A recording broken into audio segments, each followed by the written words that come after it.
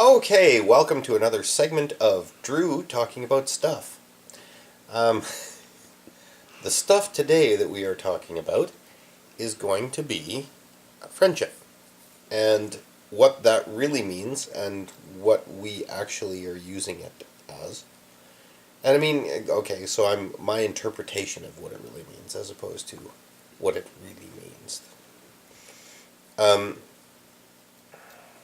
I don't know. I was thinking one day on friendship, and I was doing some forum posting at Friends of CWG on friendship, and figuring out that we treat friendship like it's some kind of commodity.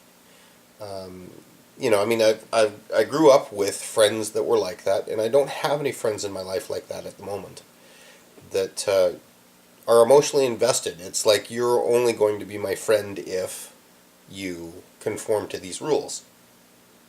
Um, but we treat them like emotional banks. Well, if you're my friend, then if I need your truck to help me move, you'd better get it to me, or I'll be pissed off.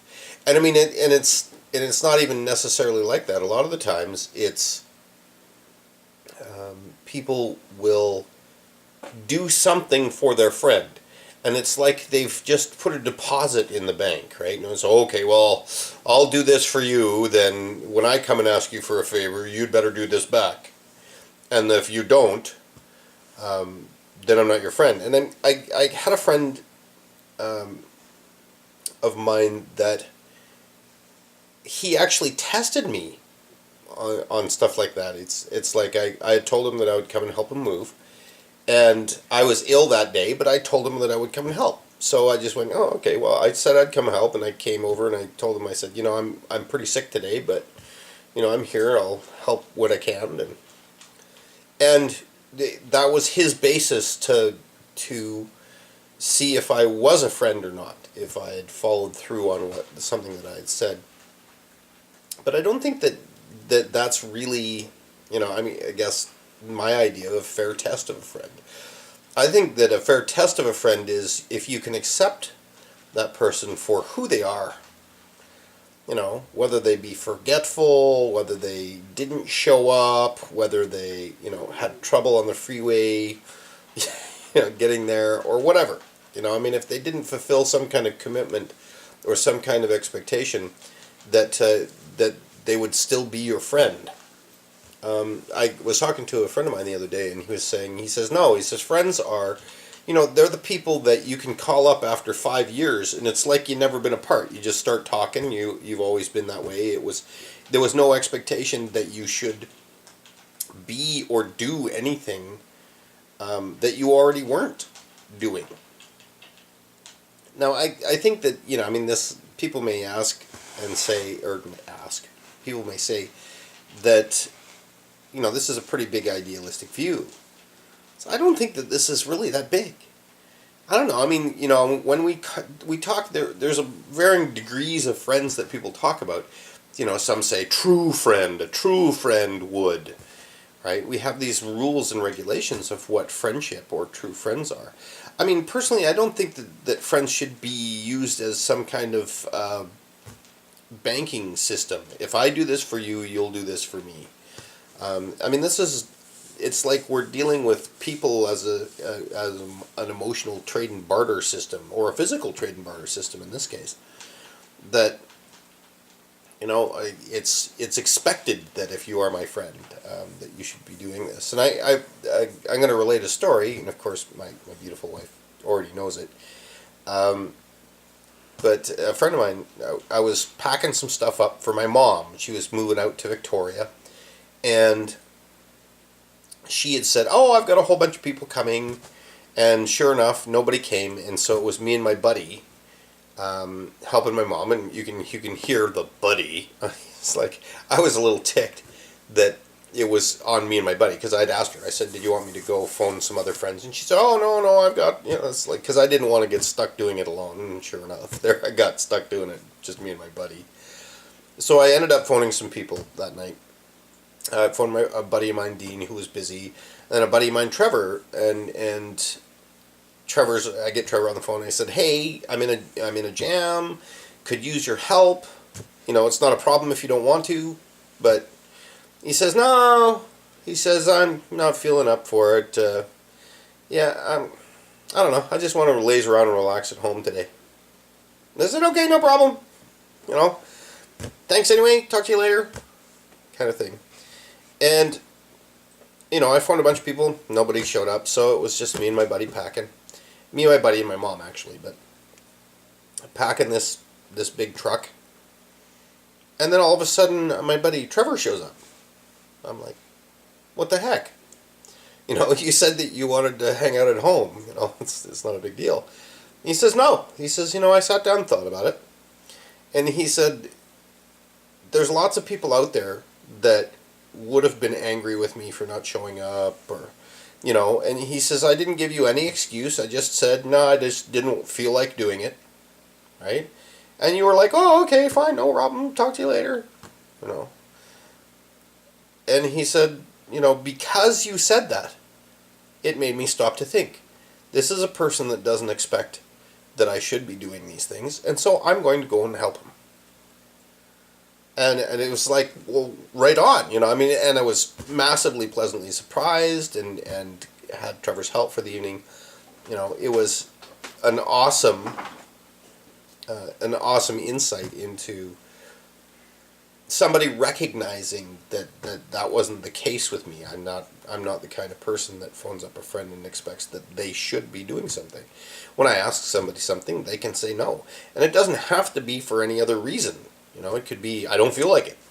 Okay, you don't feel like it. See you later. Talk to you later. It's like whatever. If you ever heard a conversation between me and one of my other friends here, Dean, and he says, oh, no, I gotta go. Okay, bye. It could be in the middle of a conversation. It doesn't matter. Because there's no expectation of some kind of outcome that I need to have happen. But what we do is we treat friends, most people treat friends as if they're just a commodity. I'm going to put this much into the bank and you should be giving me this much. And we wonder why we get pissed off at our friends or they get pissed off at us because we didn't do something. This gets back to some of my anger stuff, if you haven't seen my anger video yet, about the only reason that we're getting pissed off at our friends is they're not doing what we want them to do for us. It has nothing to do with anything else. More often than not, friendships are based on, well, I'm your friend because you give me shit. Shit. I'm your friend because you give me stuff. Whether that's you give me your time, you give me your time, you give me Sorry, your... you lost me at shit. Yeah, I know. You give me your time, you give me your energy. You supply something emotionally for me. Something like that. Our friendships are all based on like me or because you give me something. And when you're not getting that something, guess what happens?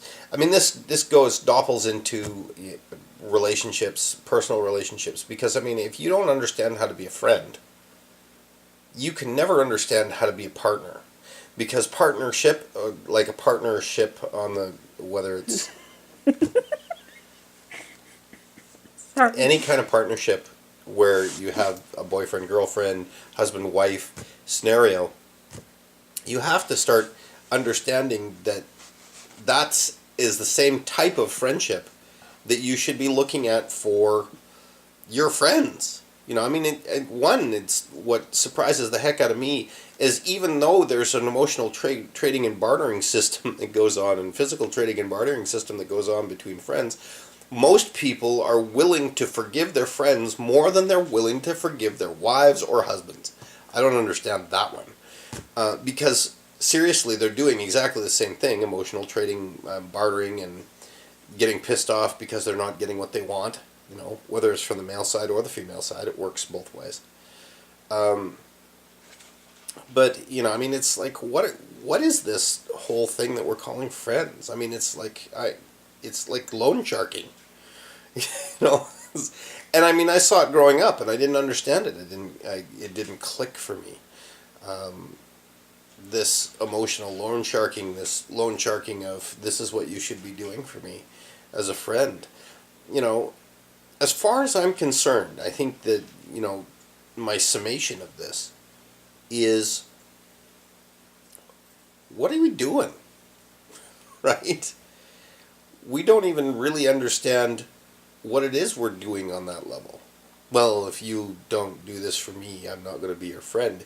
It's sort of like being in grade school. I mean, I remember saying it in grade school. You know, if you give me some gum, I'll be your friend.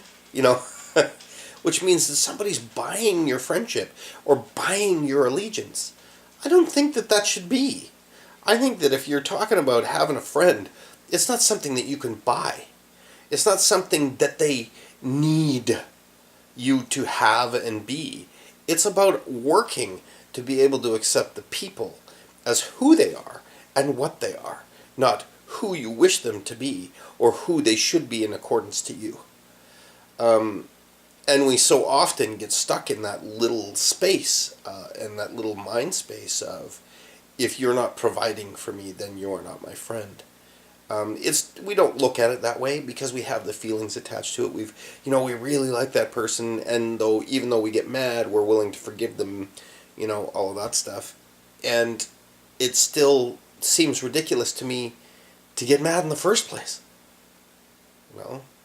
If these are people that you love, then why aren't you working at accepting who they are?